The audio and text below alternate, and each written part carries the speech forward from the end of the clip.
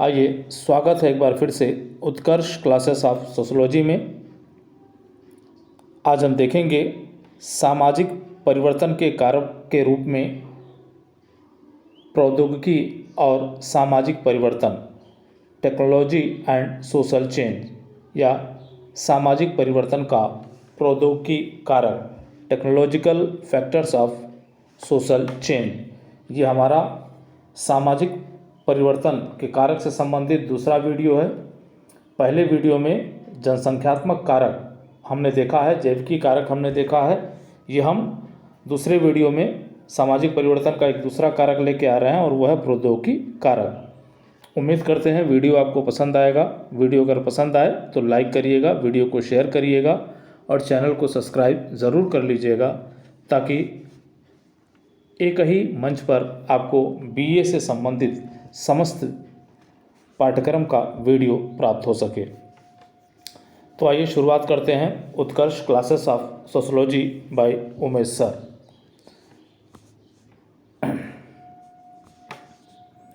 तो यहाँ आप देखें, जैसा कि हमारा टॉपिक है सामाजिक परिवर्तन का प्रौद्योगिकी कारक, technological factors of social change.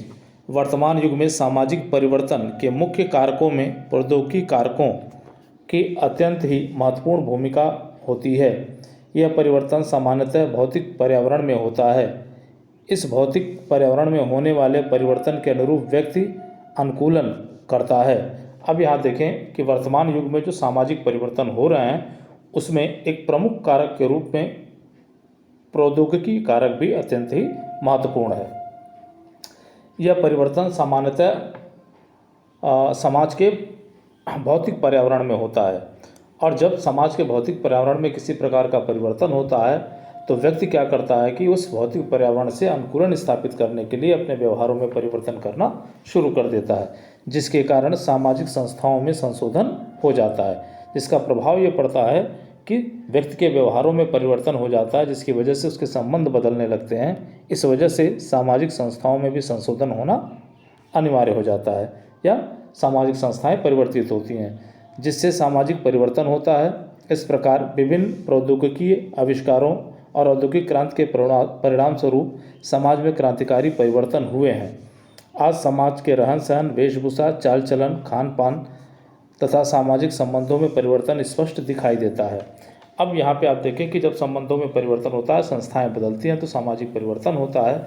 इस प्रकार से जो प्रौद्योगिकी आविष्कार है या जो औद्योगिक क्रांति आई है, उसका परिणाम ये हुआ है कि समाज में क्रांतिकारी परिवर्तन हुए हैं। आज अगर हम अपने समाज को देखें तो समाज के रहन सहन में, उसके वेशभूषा में, चाल चलन में, खान पान में और सामाजिक संबंधों में स्पष्ट अंतर जो है, परिवर्तन जो है वो दिखाई देता है। आइए आगे देखें।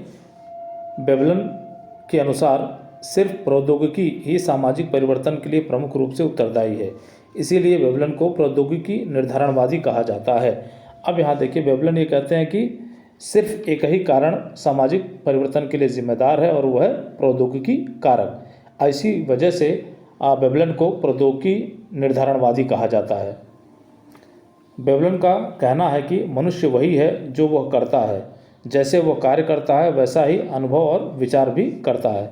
अब ये बेबलन ये कहते हैं कि मनुष्य वही है जो कुछ वो करता है, व्यक्ति जो कार्य करता है वो वही है, जैसा वो कार्य करता है उसी प्रकार की उसकी विचारधारा होती है और उसी प्रकार का वो अनुभव करता है, या यूँ कह लें कि उसी प्रकार का उसका व्यक्तित्व होता है। कार्ल मार्क्स ने स्पष्ट किया है कि उत्पादन के साधनों तथा अथवा प्रौद्योगिकी के रूप में होने वाला परिवर्तन ही सामाजिक परिवर्तन का महत्वपूर्ण कारक है। वे कार्ल मार्क्स भी कहते हैं कि भाई उत्पादन के साधनों अथवा प्रौद्योगिकी, उत्पादन के साधनों या उत्पादन की प्रविधियों या प्रौद्योगिकी के रूप में जो भी परिवर्तन होता है वही सामाजिक परिवर्तन का महत्वपूर्ण कारण होता है। कार्ल मार्क्स का भी अपना मानना है। चलिए आइए आगे देखते हैं। तो हम जानने का ये प्रयास करते हैं कि प्रौद्योगिकी क्या है। तो सामान्य रूप से सभी मशीनों और उपकरणों को प्रौद्योगिकी मान लिया जाता है, परंतु वास्तविकता यह है कि प्रौद्योगिकी वह ज्ञान अथवा साधन है जिसके माध्यम से हम जीवन के लिए उपयोगी वस्तुओं को प्राप्त करते हैं।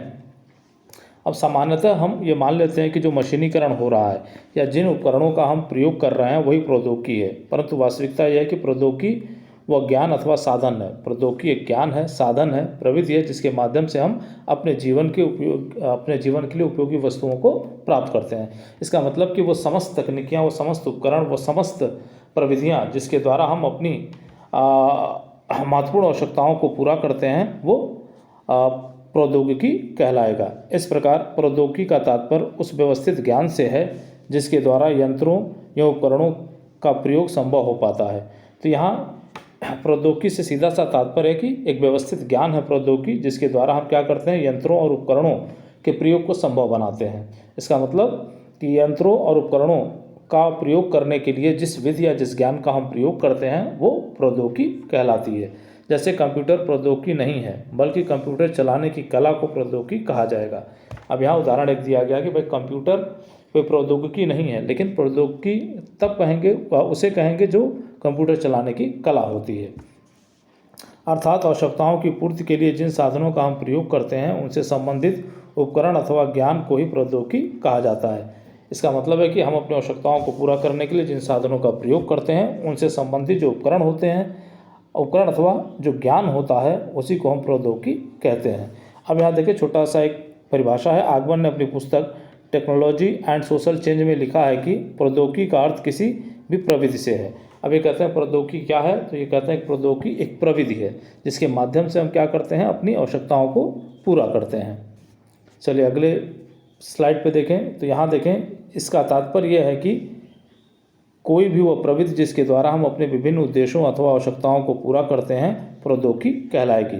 इस दृष्टिकोण से प्रविधि अथवा प्रौद्योगिकी का संबंध ऐसे सभी उपकरणों तथा नवीन ज्ञान से है जो विभिन्न क्षेत्रों में हमारी आवश्यकताओं की पूर्ति का प्रत्यक्ष साधन होते हैं। अब यहाँ देखिए सीधा सा मतलब भाई जो प्रौद्योगिकी है उसका सीधा सा तात्पर्य है कि कोई एक ऐसी प्रविधि है जिसके द्वारा हम क्या करते हैं कि अपनी विभिन्न आवश्यकताओं की पूर्ति करते हैं। इस दृष्टिकोण से अगर हम देखें तो जो प्रविधि अथवा प्रौद्योगिकी का संबंध जो है ऐसे उपकरणों और नवीन ज्ञान से होता है। इसका संबंध, प्रौद्योगिकी का संबंध जो उपकरणों और नवीन ज्ञान से है जो विभिन्न क्षेत्रों में हमारी आवश्यकताओं को पूरा या प्रत्यक्ष रूप से पूरा करने के साधन के रूप में प्राप्त होते हैं। अब यहाँ देखिए लेपियर ने अपनी कृति सोशल चेंज में प्रौद्योगिकी को परिभाषित करते हुए लिखा है कि प्रौद्योगिकी का तात्पर्य उन सभी विधियों, ज्ञान की शाखाओं तथा कुशलताओं से है जिसके द्वारा मनुष्य अपनी भौतिक और जैविक दशाओं पर नियंत्रण रखकर उन्हें उपयोग में लाता है। अब क्या है, लेपियर ने भी जो है परिभाषित करने का प्रयास किया अपनी पुस्तक सोशल चेंज में कि भाई प्रौद्योगिकी का तात्पर्य क्या है, तो वो विधियों की बात करते हैं कि वो विधियां हैं, वो ज्ञान है, ज्ञान की शाखाएं हैं या कुशलताएं हैं जिसके द्वारा मनुष्य क्या करता है कि अपने भौतिक और जैविक पर्यावरण पर नियंत्रण स्थापित करता है और नियंत्रण स्थापित करके उनका उपयोग करता है। या यूँ कह लें कि भौतिक और जैविक दशाओं पर नियंत्रण स्थापित करते हुए उनका उपयोग करता है। तो जो प्रौद्योगिकी होता है वो प्रौद्योगिकी क्या करता है, तो वो भौतिक और जैविक पर्यावरण पर नियंत्रण स्थापित करने का काम करता है। या यूँ कह लें कि ज्ञान की वह शाखा जो भौतिक पर्यावरण पर नियंत्रण स्थापित करती है, जैविक पर्यावरण पर नियंत्रण स्थापित करती है, जिसका उपयोग करके व्यक्ति अपनी ज़रूरतों को पूरा करता है, उसे प्रौद्योगिकी कहा जाता है। आइए कार्ल मार्क्स ने अपनी कृति दास कैपिटल में प्रौद्योगिकी की प्रकृति को स्पष्ट करते हुए लिखा है कि प्रौद्योगिकी की प्रकृति के साथ मनुष्य के कार्य के ढंग तथा उत्पादन के उन तरीकों को स्पष्ट करती है जिसके द्वारा व्यक्ति जीवित रहता है और अपने सामाजिक संबंधों और मानसिक धारणाओं के स्वरूप का निर्धारण करता है। अब कार्ल मार्क्स की अपनी एक महत्वपूर्ण पुस्तक है दास कैपिटल। इसके अंतर्गत इन्होंने प्रौद्योगिकी की प्रकृति को स्पष्ट किया। ये कहते हैं कि प्रौद्योगिकी प्रकृति के साथ मनुष्य के कार्य करने के ढंग तथा उत्पादन के उन तरीकों को स्पष्ट करती है।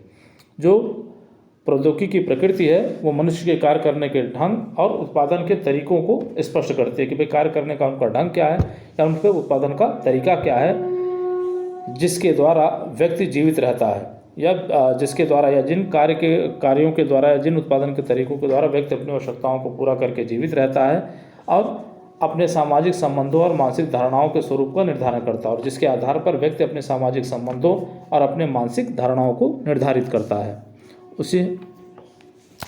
तो ये जो है कार्ल मार्क्स का अपना प्रौद्योगिकी की प्रकृति को लेकर मानना है। अब यहाँ आगे आए हम देखें तो सामाजिक परिवर्तन के प्रौद्योगिकी कारक, सामाजिक परिवर्तन के प्रौद्योगिकी कारक, तो यहाँ देखिए सामाजिक परिवर्तन के निम्नलिखित प्रौद्योगिकी कारक जिम्मेदार हैं। पहला देखें यंत्रीकरण या मशीनीकरण, दूसरा परिवहन एवं संचार के उन्नत साधन, तीसरा कृषि एवं नवीन तकनीक। यहाँ 3 है, 5 रखे गए हैं इसमें। तो पहला इसमें देख लें, फिर से दोहरा लेते हैं, यंत्रीकरण या मशीनीकरण, दूसरा परिवहन एवं संचार के उन्नत साधन, तीसरा कृषि की नवीन तकनीक, और चौथा यहाँ पे आप देखें प्रौद्योगिकी ज्ञान का विस्तार और नई उत्पादन प्रणाली। अब बारी बारी से हम विस्तार से इसको देख लेते हैं, समझ लेते हैं। तो यहाँ देखें यंत्रीकरण या मशीनीकरण, उद्देश्यों की पूर्ति के लिए मशीनों तथा तकनीक का उपयोग प्रारंभ करने की प्रक्रिया को यंत्रीकरण कहते हैं। हम अपने उद्देश्यों को पूरा करने के लिए जब मशीन या किसी नवीन तकनीक का प्रयोग करते हैं तो उसी को हम क्या कहते हैं, यंत्रीकरण कहते हैं। 19वीं शताब्दी से 21वीं शताब्दी तक प्रौद्योगिकी तथा विज्ञान की उन्नति का परिणाम है कि आधुनिक समाज को यांत्रिक समाज कहा जाता है। 19वीं शताब्दी से लेकर जो 21वीं शताब्दी के अंतर्गत आज तक प्रौद्योगिकी तथा विज्ञान के क्षेत्र में जो उन्नति हुई है उसी के परिणाम स्वरूप आधुनिक समाज को हम यांत्रिक समाज कहते हैं। देखा जाए तो यंत्रीकरण ने हमारे विचारों, विश्वासों, नैतिक मूल्यों, सामाजिक मूल्यों, मनोवृत्तियों, सामाजिक नियंत्रण के साधनों, स्त्रियों की स्थिति तथा सामाजिक जीवन को पूर्णतः बदल कर रख दिया है। और इसी मशीनीकरण ने, इसी यंत्रीकरण ने क्या किया है कि हमारे जीवन के संपूर्ण पहलुओं को परिवर्तित करके रख दिया, चाहे वो हमारे नैतिक मूल्य हो, सामाजिक मूल्य हो, मनोवृत्तियाँ हो, सामाजिक नियंत्रण के साधन हो, स्त्रियों की स्थिति हो या सामाजिक जीवन, संपूर्ण बदलाव हमें देखने को मिलता है। इस प्रकार मशीनों ने एक ऐसे सामाजिक पर्यावरण का निर्माण किया है जिसमें त्याग, सहानुभूति और नैतिकता का कोई स्थान नहीं है। तो इन मशीनों ने क्या किया, एक नया वातावरण पैदा कर दिया है समाज में जिसमें त्याग, सहानुभूति और नैतिकता का कोई स्थान नहीं है। भौतिक साधनों में अधिकाधिक वृद्धि करना प्रौद्योगिकी का एक मात्र अंतिम लक्ष्य बन गया है। हम कितना सुख अर्जित कर लें, कितने भौतिक संसाधन अर्जित कर लें, यही प्रौद्योगिकी का एक अंतिम लक्ष्य बन गया है वर्तमान युग में। इस प्रकार इस महत्वपूर्ण प्रौद्योगिकी कारक ने संपूर्ण समाज की संरचना और सामाजिक संबंधों को परिवर्तित कर दिया है। तो ये जो यंत्रीकरण है, जो मशीनीकरण है, इसने क्या किया है, हमारे संपूर्ण सामाजिक संबंधों या हमारे सामाजिक संरचना को परिवर्तित करके रख दिया। मशीनीकरण ने अवसरवादिता को जन्म देकर जहाँ नैतिकता के मानदंडों को खोखला कर दिया है, वहीं भौतिक सुखों में वृद्धि करके व्यक्ति को प्रगतिवादी और व्यवहारिक बनाने में भी सहायता प्रदान की। अब मशीनीकरण ने क्या किया है, व्यक्ति को अवसरवादी बना दिया है। यहाँ जो है नैतिकता के मानदंडों का पतन हो गया है। फिर भी भौतिक सुखों में वृद्धि करके व्यक्ति को प्रगतिवादी और व्यवहारिक बनाने में भी इसका महत्वपूर्ण योगदान रहा है। आगे थे परिवहन और संचार के उन्नत साधन। तो यहाँ देखिए सामाजिक परिवर्तन में प्रौद्योगिकी के अंतर्गत परिवहन एवं संचार के माध्यमों का भी महत्वपूर्ण योगदान रहा है। रेडियो, टेलीविज़न, टेलीफोन, चलचित्र, पत्र पत्रिकाएं, परिवहन के विभिन्न साधनों आदि ने मानव जीवन को विशेष रूप से प्रभावित किया है। जो परिवहन और संचार के जो साधन हैं, इन्होंने भी समाज में परिवर्तन लाने में महत्वपूर्ण योगदान दिया है। चाहे वो रेडियो हो, टेलीविज़न हो, टेलीफोन हो, चलचित्र हो, पत्र पत्रिकाएँ हों, परिवहन के साधन हों, इन सभी ने मानव समाज को विशेष रूप से प्रभावित किया है। संचार एवं परिवहन के साधनों के विकास ने सामाजिक दूरी को कम कर दिया है, जिससे सामाजिक गतिशीलता तीव्रता से बढ़ी है, जिसके परिणाम स्वरूप व्यक्ति अन्य व्यक्तियों के विचारों, विश्वासों, मूल्यों, रीति रिवाजों और संस्कृतियों आदि के संपर्क में आता है, जिसके कारण उसके दृष्टिकोण में व्यापक परिवर्तन आता है और वह अपने जीवन को और भी अन्य संस्कृतियों के अनुसार ढालने का प्रयत्न करने लगता है, जिसके परिणाम स्वरूप समाज में परिवर्तन होता है। अब जो सामाजिक गतिशीलता बढ़ी है, जो तीव्रता आई है, उसका परिणाम ये हुआ कि व्यक्ति जो है दूसरे व्यक्तियों या दूसरे समाजों के संपर्क में आता है, उनके विचारों, विश्वासों, मूल्यों, रीति रिवाजों से प्रभावित होता है और प्रभावित होकर उनके अनुरूप अपने दृष्टिकोण को परिवर्तित करने का प्रयास करता है, जिसके कारण समाज में परिवर्तन दिखाई देता है। तीसरा देखें आप तो कृषि की नवीन तकनीकी। तो यंत्रीकरण के कारण भारतीय समाज में कृषि के क्षेत्र में क्रांतिकारी सफलता मिली है। कृषि की नवीन तकनीक सामाजिक परिवर्तन उत्पन्न करने वाला एक प्रमुख प्रौद्योगिकी कारक है। अब यंत्रीकरण के कारण या प्रौद्योगिकीकरण के कारण भारतीय समाज के कृषि क्षेत्र में भी क्रांतिकारी परिवर्तन हुए हैं। अब कृषि के क्षेत्र में नवीन तकनीकी आने लगी, जिसने सामाजिक परिवर्तन जो वो उत्पन्न किया समाज में। कृषि के उन्नत उपकरण उन्नत किस्म के बीज, पशुपालन की नई प्रविधियाँ तथा फसल बोने और काटने की मशीनों ने ग्रामीण सामाजिक संरचना और आर्थिक संरचना में व्यापक परिवर्तन किया है। अब जो उन्नत किस्म के उपकरण आए हुए हैं कृषि व्यवस्था में, उन्नत किस्म के बीज आए हुए हैं, पशुपालन की नई प्रविधियाँ आई, फसल को बोने और काटने के लिए बड़ी बड़ी मशीनें आ गई हैं। ऐसी स्थिति में संपूर्ण ग्रामीण सामाजिक संरचना बदल गई है या वहाँ की पूरी आर्थिक संरचना बदल गई है। भारत जैसे कृषि प्रधान देश में कृषि पहले पूर्ण रूप से परंपरागत प्रकृति पर आधारित थी, जहाँ उत्पादन का स्तर बहुत ही निम्न था, जिसके कारण जीवन स्तर अत्यंत ही निम्न हुआ करता था। अब जब हम परंपरागत भारतीय समाज की बात करते हैं तो वहाँ जो है परंपरागत रूप से कृषि की जाती थी, जिसका परिणाम ये होता था कि उत्पादन का स्तर बहुत कम हुआ करता था, जिसकी वजह से लोगों का जीवन स्तर भी बहुत कम था। परंतु प्रविधियों की उन्नति के कारण आज उत्पादन के स्तर में तीव्र वृद्धि के परिणाम स्वरूप जीवन स्तर में बड़े स्तर पर सुधार हुआ है। अब जब नई नई तकनीकियों का हमने इस्तेमाल किया, उन्नत किस्म के खाद बीजों का इस्तेमाल किया, तो हमारे उत्पादन का स्तर बढ़ा, जिसका परिणाम ये हुआ कि ग्रामीण क्षेत्र में लोगों के जीवन स्तर में भी सुधार हुआ, जिससे संपूर्ण सामाजिक संरचना और संगठन में भी परिवर्तन हुआ और हो रहा है। और इस तरह से देखें कि हमारे सामाजिक संगठन और हमारी सामाजिक संरचना में परिवर्तन हुए। अगला देखें, चौथा है ये प्रौद्योगिकी ज्ञान का विस्तार। किसी व्यक्ति की वर्तमान उपलब्ध प्रौद्योगिकी और उस प्रौद्योगिकी पर आधारित संसाधनों के उपयोग और संचालन की समझ को प्रौद्योगिकी ज्ञान कहा जाता है।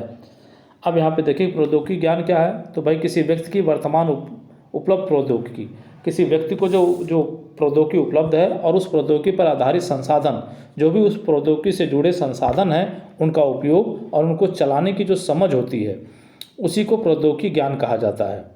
कहने का मतलब प्रौद्योगिकी से जुड़े जो भी संसाधन हैं, उनके उपयोग और उसको चलाने के ज्ञान को हम क्या कहते हैं, प्रौद्योगिकी ज्ञान कहते हैं। वर्तमान युग में समाज के व्यक्तियों में बढ़ते तकनीकी ज्ञान ने सामाजिक परिवर्तन की प्रक्रिया को तीव्र किया है। अब आज का जो व्यक्ति है वो लगातार तकनीकी ज्ञान से युक्त होता जा रहा है, जिसकी वजह से सामाजिक परिवर्तन की गति जो है वो तीव्र हुई है।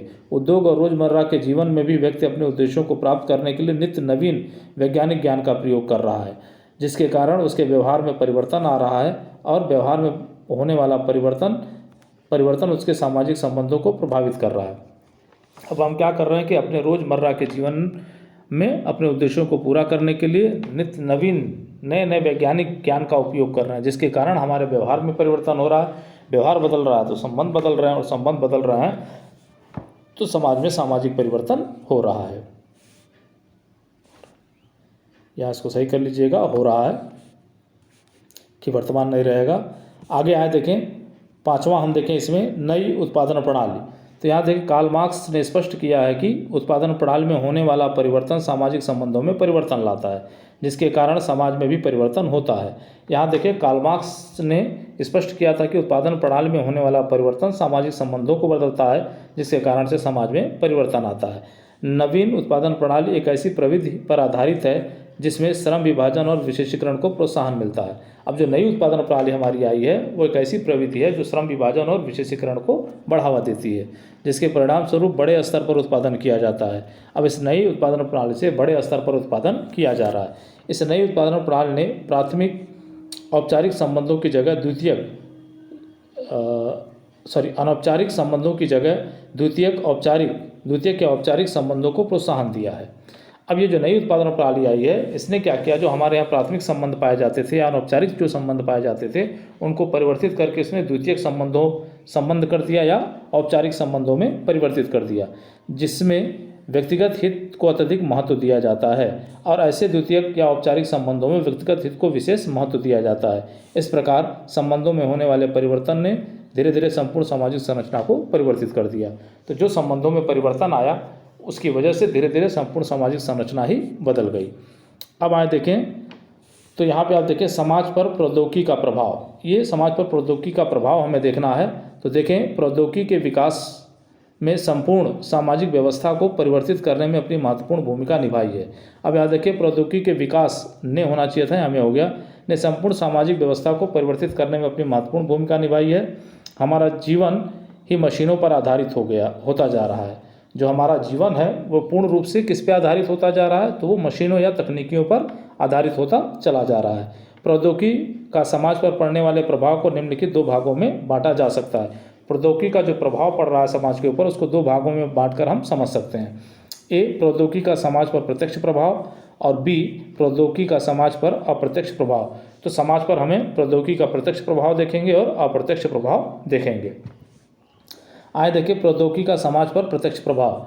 इस प्रकार के प्रभाव से तात्पर्य ऐसे प्रभाव से है जो अस्थायी और अनिवार्य रूप से पड़ता है। प्रौद्योगिकी का समाज पर पड़ने वाला प्रत्यक्ष प्रभाव निम्नलिखित है। अब जो प्रत्यक्ष प्रभाव है वो प्रभाव जो है अस्थायी और अनिवार्य रूप से समाज पर पड़ता है। ऐसे प्रभाव जो अस्थायी और अनिवार्य रूप से समाज पर पड़ते हैं उन्हें प्रत्यक्ष प्रभाव कहा जाता है। और वो कौन कौन से हैं वो ज़रा हम देख लें एक बार जो है। तो यहाँ देखें, तो पहला इसमें देखें, श्रमिकों के नवीन संगठन का उदय होता है। दूसरा देखें, सामाजिक संपर्क के दायरे में विस्तार होता है। तीसरा देखें तो श्रम विभाजन और विशेषीकरण में वृद्धि होती है। चौथा देखें तो ग्रामीण समाज पर नगरीय समाज का प्रभाव पड़ता है। पांचवा देखें तो सामाजिक गतिशीलता में वृद्धि होती है। तो ये प्रत्यक्ष प्रभाव कुछ रखे हैं, और भी प्रभाव हैं। तो यहाँ पे आप देखें तो पहला देखा गया है कि भाई श्रमिकों के नवीन संगठन का उदय होता है। दूसरा देखा गया सामाजिक संपर्क के दायरे में विस्तार होता है। तीसरा श्रम विभाजन और विशेषीकरण में वृद्धि होती है। चौथा ग्रामीण समाज पर नगरों का प्रभाव पड़ता है। और पांचवा सामाजिक गतिशीलता में वृद्धि होती है। अब पहला देखें हम, श्रमिकों के नवीन संगठन का उदय। किसी भी समाज की प्रगति का अनुमान उस समाज के श्रमिकों की स्थिति से लगाया जा सकता है। समाज में बड़ी बड़ी मशीनों के आ जाने के कारण एक ओर जहां उत्पादन में वृद्धि हुई है, वहीं दूसरी ओर श्रमिकों को अनेक समस्याओं का सामना करना पड़ रहा है। अब अगर किसी भी देश की प्रगति का अनुमान लगाना है तो वहाँ के श्रमिकों की स्थिति या जीवन स्तर को देखकर लगाया जा सकता है। समाज में बड़ी बड़ी जब मशीनें उपयोग में लाई जाने लगती हैं, जिसकी वजह से लाभ ये मिलता है कि बड़े पैमाने पर उत्पादन होने लगता है, वहीं दूसरी ओर उसकी हानि ये है कि श्रमिकों के सामने अनेक प्रकार की समस्याएं खड़ी हो जाती हैं। औद्योगिक क्षेत्र में आने वाली नई तकनीकियों के कारण श्रमिकों को नए प्रकार के प्रशिक्षण से गुजरना पड़ता है। साथ ही साथ नई मशीनों के आ जाने के कारण बेरोजगारी बड़ी तीव्र गति से बढ़ती है। अतः श्रमिकों ने प्रौद्योगिकी के कुप्रभाव से उत्पन्न अपनी समस्याओं से बचने के लिए नए नए संगठनों और संघों का निर्माण किया। अब यहाँ देखें, औद्योगिकरण की वजह से जो नई तकनीकियाँ आती हैं उसमें होता क्या है कि श्रमिकों को नई तकनीकियों का प्रशिक्षण प्राप्त करना होता है। एक समस्या ये खड़ी हो जाती है। साथ ही साथ नई मशीनों के आ जाने से बेरोजगारी बढ़ती है, बेरोजगारी बड़ी तीव्र गति से बढ़ती है। तो श्रमिक क्या करता है कि इस प्रौद्योगिकी के कुप्रभाव से बचने के लिए या उससे उत्पन्न समस्याओं से बचने के लिए वो नए नए संगठनों का निर्माण कर लेता है या संघों का निर्माण करता है। आगे आए देखें, सामाजिक संपर्क के दायरे में विस्तार। परिवहन एवं संचार के प्रौद्योगिकी ने सामाजिक संपर्क का दायरा बढ़ा दिया है। आदिम समाजों या सरल समाजों में व्यक्तियों के संबंध सीमित होते थे। व्यक्ति अपने परिवार तथा समुदाय से बहुत कम बाहर जाता था, क्योंकि उसकी अधिकांश आवश्यकताओं की पूर्ति उसके अपने समुदाय विशेष में ही हो जाया करती थी। अब यहाँ देखें कि परिवहन और संचार की प्रौद्योगिकी ने सामाजिक संपर्क का दायरा बढ़ाया है। आदिम समाज जहाँ सरल समाज थे, वहाँ सामाजिक संपर्क का दायरा बहुत सीमित था। वो अपने परिवार समुदाय के अंतर्गत ही सामाजिक संपर्क स्थापित करते थे, क्योंकि उनकी समस्त आवश्यकताएं उसी सीमा के अंतर्गत पूरी हो जाया करती थी। लेकिन संचार एवं परिवहन के साधनों का विकास कारण था कि परिवहन और संचार साधनों का विकास बहुत कम हुआ था। आवागमन बहुत ही सीमित था। यही कारण था कि सामाजिक संपर्क का दायरा भी बहुत सीमित था। आज परिवहन की सुगमता के कारण व्यक्ति एक स्थान से दूसरे स्थान पर बड़ी सरलता और कम समय में पहुंच सकता है। दूर संचार तकनीक से वो एक जगह बैठकर विभिन्न संपर्क स्थापित कर सकता है। लेकिन अब ये तकनीकी आई हैं, उसकी वजह से वो विभिन्न आधारों पर या तकनीकियों की सहायता से सामाजिक संपर्क स्थापित कर सकता है। अगला देखें तो यहाँ पे है श्रम विभाजन और विशेषीकरण। जब समाज में व्यक्ति की विभिन्न प्रकार की आवश्यकताओं में निरंतर वृद्धि होती है, तो एक व्यक्ति अपनी विभिन्न प्रकार की आवश्यकताओं को पूर्ण करने में स्वयं सक्षम नहीं हो पाता। अब देखिए आप, जैसे जैसे समाज आगे बढ़ा है तो समाज में लोगों की विभिन्न प्रकार की आवश्यकताओं में वृद्धि हुई है, तो व्यक्ति अपने विभिन्न प्रकार की आवश्यकताओं को स्वयं खुद पूरा करने में सक्षम नहीं है। अतः विभिन्न आवश्यकताओं के लिए विभिन्न वस्तुओं के उत्पादन एवं वितरण को कई भागों अथवा छोटे छोटे प्रक्रियाओं में विभाजित करता है। यही कार्यों का बंटवारा ही श्रम विभाजन कहलाता है। अब ये क्या करता है, अपनी आवश्यकताओं को पूरा करने के लिए विभिन्न वस्तुओं के उत्पादन और वितरण को क्या करता है कि कई छोटे छोटे भागों में बांट देता है या छोटी छोटी प्रक्रियाओं में विभाजित कर देता है। इन्हीं कार्यों के बंटवारे को हम क्या कहते हैं, श्रम विभाजन कहते हैं। ये छोटी छोटी प्रक्रियाएं अलग अलग व्यक्तियों एवं समूहों द्वारा संपन्न किया जाता है। ये जो छोटी छोटी प्रक्रियाएं हैं ये अलग अलग व्यक्तियों और अलग अलग समूहों द्वारा संपन्न किया जाता है। एक ही प्रक्रिया उन व्यक्तियों एवं समूहों द्वारा निरंतर दोहराने से उन्हें विशेषीकरण या दक्षता प्राप्त हो जाती है। जब एक ही काम को कोई व्यक्ति बार बार दोहराता है, कोई समूह बार बार दोहराता है, तो उस काम में उसको विशेषीकरण प्राप्त हो जाता है या उसको दक्षता मिल जाती है, जिससे उसके उत्पादन की गुणवत्ता और उत्पादन स्तर में वृद्धि हो जाती है। अब जो वो उत्पादन करता है उसके उत्पादन की गुणवत्ता में भी वृद्धि होती है और उत्पादन के स्तर में भी वृद्धि हो जाती है। इस प्रकार श्रम विभाजन और विशेषीकरण से समाज में प्रति व्यक्ति उत्पादकता में वृद्धि होने से समाज में उत्पादकता बढ़ता है तथा प्रति व्यक्ति आय बढ़ने से लोगों के जीवन स्तर में भी संशोधन होता है। अब जब श्रम विभाजन और विशेषीकरण आता है तो प्रति व्यक्ति उत्पादकता बढ़ जाती है, जिससे समाज में उत्पादन बढ़ जाता है तथा प्रति व्यक्ति आय बढ़ने से लोगों का जीवन स्तर बढ़ जाता है, जिससे सामाजिक संबंधों में संशोधन हो जाता है और सामाजिक परिवर्तन होता है। चलिए अब आगे चलते हैं। तो चौथा देखें, इसमें जो है ग्रामीण समाज पर नगरों का प्रभाव। तो यहाँ देखें प्रौद्योगिकी का ही प्रभाव है कि आज नगरों की चकाचौंध ग्रामीण क्षेत्रों तक पहुँच रही है। रेडियो, चलचित्र, टेलीफोन, पत्र पत्रिकाएं आदि के माध्यम से नगरीय विशेषताएं ग्रामीण क्षेत्रों में अपना पैर पसार चुकी हैं। अब यह प्रौद्योगिकी का ही प्रभाव है कि भाई नगरों की जो चकाचौंध थी, नगरों की जो विशेषताएं थी, वो धीरे धीरे जो है वो ग्रामीण क्षेत्रों में पहुंच रही हैं और इसमें प्रमुख भूमिका निभा रहे हैं रेडियो, टेलीविज़न, चलचित्र, टेलीफोन, पत्र पत्रिकाएँ, ये सारी कुछ महत्वपूर्ण भूमिकाएँ निभा रहे हैं। उन्नत होते परिवहन साधनों ने यातायात की सुगमता को बढ़ाया है। ग्रामीण क्षेत्र का व्यक्ति रोजगार की तलाश में नगरों की तरफ जाता है और वहां से न केवल आर्थिक लाभ प्राप्त करता है बल्कि शहरों की संस्कृति भी अपने घर, परिवार तथा गांव में लेकर लौटता है। अब एक व्यक्ति क्या करता है कि भाई परिवहन की सुविधा हो गई है तो वो क्या करता है, गांव से निकलता है, शहर में काम करने जाता है, वहाँ से आर्थिक लाभ प्राप्त करता है, साथ ही साथ वहाँ की कल्चर, संस्कृति को भी अपने घर लेकर आता है, अपने गांव में लेकर आता है। वर्तमान युग में ग्रामीण क्षेत्र में बढ़ती हुई व्यक्तिवादिता, अनैतिकता, भाईचारे का पतन, सामूहिकता की कमी, व्यक्तिगत हित की प्राथमिकता आदि नगरों का ही प्रभाव है। आज जो ग्रामीण क्षेत्रों में व्यक्तिवादिता दिख रही है, अनैतिकता दिख रही है, भाईचारे का जो पतन हुआ है, सामूहिकता में जो कमी आई है, व्यक्तिगत हित को जो प्राथमिकता दी जा रही है, वो सब कुछ नगरों के प्रभाव की वजह से ग्रामीण क्षेत्रों में आया, जिसने संपूर्ण ग्रामीण विशेषताओं को ही परिवर्तित कर दिया है। अब क्या किया इसने, पूरे गांव की जो विशेषताएं हैं उन सारी गांव की विशेषताओं ने प्रभावित कर दिया है। चलिए आगे देखें, सामाजिक गतिशीलता में वृद्धि। सामाजिक गतिशीलता में व्यक्ति या समूह द्वारा एक पद, स्थान या व्यवसाय त्याग कर दूसरा पद, स्थान और व्यवसाय ग्रहण किया जाता है। अब सामाजिक गतिशीलता में क्या होता है कि एक व्यक्ति या एक समूह क्या करता है कि भाई किसी पद को छोड़ता है या स्थान को छोड़ता है या व्यवसाय को त्यागता है। तो इस प्रकार के व्यवहार को हम क्या कहते हैं, सामाजिक गतिशीलता कहते हैं। प्रौद्योगिकी के विस्तार के कारण व्यक्ति और समूह के पद, स्थान और व्यवसाय के विकल्पों में अत्यधिक वृद्धि होने से समाज में तीव्र गतिशीलता आई है। अब यहाँ जब प्रौद्योगिकी का विस्तार हुआ तो व्यक्ति और समूह के पद, स्थान और व्यवसाय के विकल्पों में तमाम वृद्धि होने लगी, जिसके कारण से समाज में तीव्र गतिशीलता होने लगी। सामाजिक संरचना, जिसने सामाजिक संरचना, सामाजिक संगठन एवं सामाजिक प्रक्रियाओं में आधारभूत परिवर्तन किया, जिससे समाज परिवर्तित हुआ। अब इसी की वजह से समाज में तमाम तरह के परिवर्तन जो है वो आ गए। चलिए आगे आए देखते हैं। तो बचा हुआ यहाँ बी, प्रौद्योगिकी का समाज पर पड़ने वाला अप्रत्यक्ष प्रभाव। इस प्रकार के प्रभाव से तात्पर्य ऐसे प्रभाव से है जो अस्थायी रूप से पड़ता है और मानव संबंधों को आंशिक रूप से प्रभावित करता है। तो जो अप्रत्यक्ष प्रभाव है प्रौद्योगिकी का, जब हम अप्रत्यक्ष प्रभाव की बात करते हैं तो इस प्रकार का प्रभाव होता है जो अस्थायी होता है, कुछ समय के लिए हो सकता है और मानव संबंधों को बहुत कम मात्रा में ही प्रभावित करता है। तो प्रौद्योगिकी का समाज पर पड़ने वाला अप्रत्यक्ष प्रभाव निम्नलिखित है। अब हम देख लें कौन कौन से प्रभाव हैं। तो यहाँ देखें, प्रतिस्पर्धा में वृद्धि, बेरोजगारी में वृद्धि, आर्थिक वर्गों का निर्माण, अगला धार्मिक प्रभाव में कमी और पांचवा परिवार के आकार में परिवर्तन। अब यहाँ देखें, पहला प्रतिस्पर्धा में वृद्धि। प्रौद्योगिकी विकास के कारण समाज में प्रतिस्पर्धा बड़ी तीव्र गति से बढ़ी है, विशेषकर आर्थिक क्षेत्र में। अब प्रौद्योगिकी का जो विस्तार हुआ उसकी वजह से जो है प्रतिस्पर्धा बड़ी तीव्र गति से बढ़ी है, खास करके आर्थिक क्षेत्रों में।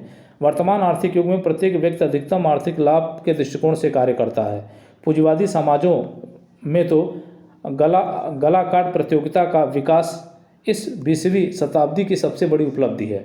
अब यहाँ पे देखें कि वर्तमान आर्थिक युग में जो है प्रत्येक व्यक्ति अपने आर्थिक लाभ के दृष्टिकोण से काम कर रहा है, और जो पूंजीवादी समाज की जो व्यवस्था आई है वर्तमान में, वहाँ उसने जो है गला घोट प्रतियोगिता को आगे बढ़ाया है। इस प्रतियोगिता के कारण आर्थिक उत्पादन में वृद्धि हुई है, राष्ट्रीय आय में वृद्धि होती है, प्रति व्यक्ति आय बढ़ती है। इस प्रकार समाज में समृद्धि और खुशहाली आती है। और इस प्रतियोगिता के कारण जो है क्या होता है, तो आर्थिक उत्पादन में वृद्धि होती है, राष्ट्रीय आय हमारा बढ़ता है, प्रति व्यक्ति आय बढ़ता है। इस प्रकार से समाज की समृद्धि होती है और समाज में खुशहाली आती है। इसके विपरीत इसका दुष्परिणाम यह है कि समाज में व्यक्तियों के आपसी संबंध द्वेषपूर्ण हो जाते हैं, और इस प्रतिस्पर्धा के कारण लोगों के जो आपसी संबंध होते हैं वो दोषपूर्ण हो जाते हैं। और प्रतिस्पर्धा जब व्यक्तिक रूप ले लेती है तो संघर्ष के रूप में परिवर्तित हो जाती है, जो समाज के लिए अत्यंत ही घातक है। और जब प्रतिस्पर्धा व्यक्तिक रूप लेने लगती है तो वो संघर्ष का रूप धारण कर लेती है, और संघर्ष किसी भी समाज के लिए उपयोगी साबित नहीं होता। आइए बेरोजगारी में वृद्धि। तो यहाँ देखें प्रौद्योगिकी विकास का मुख्य लक्ष्य उत्पादन के लागत को काम हो गया, ये कम करते हुए अधिकतम लाभ प्राप्त करने से है। तो यहाँ काम हो गया, कम कर लीजिएगा। तो यहाँ बेरोजगारी में वृद्धि की अगर हम बात करें तो क्यों हो रही है प्रौद्योगिकी की वजह से, तो प्रौद्योगिकी का विकास ही इसीलिए किया जा रहा है कि भाई लागत कम आए और लाभ अधिक हो। इसके लिए उत्पादन की तकनीकियों में निरंतर संशोधन हो रहा है, उत्पादन की तकनीकियाँ लगातार संशोधित की जा रही हैं। आज प्रत्येक छोटे बड़े उत्पादन में मशीनों का उपयोग हो रहा है। इन मशीनों के आ जाने के कारण अब श्रमिकों की आवश्यकताएं अत्यंत कम हो गई हैं। अब कोई भी छोटा बड़ा काम हो रहा है उसमें मशीनों का उपयोग किया जाने लग रहा है, जिसके कारण श्रमिक जो है अनुपयोगी हो गए हैं, जिसके फलस्वरूप समाज में बेरोजगारी तीव्र गति से बढ़ी है। तो काम कम हो गए हैं क्योंकि जो लोग काम करते थे वो उनके स्थान पर मशीनें वो काम करने लगी हैं। इस बेरोजगारी के परिणाम स्वरूप समाज में अनेक समस्याएं जैसे चोरी, लूटपाट, मादक द्रव्य व्यसन, कुपोषण आदि उत्पन्न हो रही हैं। इन समस्याओं के कारण मानव व्यवहार में बदलाव आता है, जिससे समाज में परिवर्तन होता है। अब ये सारी समस्याएं उत्पन्न हो रही हैं, चाहे वो कुपोषण की समस्या हो, चोरी की समस्या हो, लूटपाट हो, डकैती हो, साइबर क्राइम हो, ये सारी चीज़ें क्यों आ रही हैं, तो बेरोजगारी की वजह से आ रही हैं। और इन्हीं समस्याओं की वजह से व्यक्ति के व्यवहारों में भी परिवर्तन आ रहा है और समाज इसी वजह से बदल रहा है। चलिए आगे देखें आर्थिक वर्गों का निर्माण। यहाँ देखें प्रौद्योगिकी विकास के कारण समाज में नए वर्गों का उदय हुआ है, जैसे पूंजीपति वर्ग, श्रमिक वर्ग और मध्यम वर्ग। अब प्रौद्योगिकी विकास के कारण ही अब समाज में नवीन वर्गों का उदय होने लगा है। अब यहाँ देखें पूंजीपति वर्ग वह है जिसका उत्पादन के साधनों पर विशेषाधिकार प्राप्त है तथा लाभ का अधिकांश भाग इन्हें प्राप्त होता है। तो पूंजीपति कौन है भाई, तो उत्पादन के साधनों पर उसका विशेषाधिकार होता है, और जो भी लाभ प्राप्त होता है उस लाभ का अधिकतम भाग जो इन्हीं पूंजीपतियों के पास पहुँचता है। जबकि श्रमिक वर्ग वह है जो अपना श्रम बेचकर या मेहनत करके अपनी आवश्यकताओं की पूर्ति करता है। अब श्रमिक वर्ग कौन है, तो अपनी आवश्यकताओं को पूरा करने के लिए मेहनत करता है, या यूँ कहें कि अपना श्रम बेचकर अपनी ज़रूरतों को पूरा करता है। वहीं मध्यम वर्ग वह है जिसके पास उत्पादन के सीमित साधन होते हैं, और वह इस सीमित उत्पादन के साधनों पर स्वयं श्रम भी करते हैं। अब यहाँ पे देखें कि मध्यम वर्ग वो होता है जिसके पास सीमित उत्पादन के साधन होते हैं, कम होते हैं साधन। पूंजीपतियों की तरह जो है अधिकार नहीं होता, बल्कि सीमित साधन इनके पास होते हैं, और इन्हीं उत्पादन के सीमित साधनों में वो क्या करता है कि श्रम करके जो है अपनी ज़रूरतों या अपनी आवश्यकताओं को पूरा करता है। इन वर्गों के उदय के कारण समाज में जातिपात, धर्म तथा अन्य परंपरागत मूल्यों तथा आदर्शों के प्रभाव में कमी आई। एवं सामाजिक संगठनों के नए मूल्यों का उदय हुआ। अब ये नए वर्गों के उदय हो जाने के कारण जातिपात की जो व्यवस्था थी वो उसमें कमी आई, धर्म के प्रभाव में कमी आई, और जो भी परंपरागत मूल्य और आदर्श थे उनमें कमी आ गई, और इसके स्थान पर नए सामाजिक संगठन या सामाजिक संगठनों के लिए नए मूल्यों का उदय हुआ। सामाजिक संगठन के नए मूल्यों ने एक नई सामाजिक व्यवस्था को जन्म दिया। अब ये नई सामाजिक व्यवस्था जो है केंद्र में आई। अब देखिए धार्मिक प्रभाव में कमी। प्रौद्योगिकी विकास ने न केवल समाज में भौतिक वातावरण की उन्नति की, बल्कि समाज के लोगों के विचारों एवं दृष्टिकोणों को भी तार्किक एवं वैज्ञानिक बना दिया। यही कारण है कि अब समाज में परंपरागत धार्मिक रूढ़िवादी विचारों का महत्व अत्यंत ही कम हो गया है। अब प्रौद्योगिकी ने न केवल भौतिक पर्यावरण में परिवर्तन किया है बल्कि लोगों के विचारों और उनके दृष्टिकोणों में भी परिवर्तन कर दिया है। अब व्यक्ति तार्किक हो गया है और घटनाओं को वैज्ञानिक दृष्टिकोण से देखने का प्रयास करता है। यही कारण है कि जो धर्म की प्रारंभिक परंपरागत जो रूढ़िवादिता थी अब वो उसको स्वीकार नहीं करता, अब उसमें कमी आ गई है। प्रौद्योगिकी के बढ़ते प्रभाव के कारण धार्मिक आडंबरों तथा संकीर्णता में बहुत तेज़ी से सुधार हुआ है।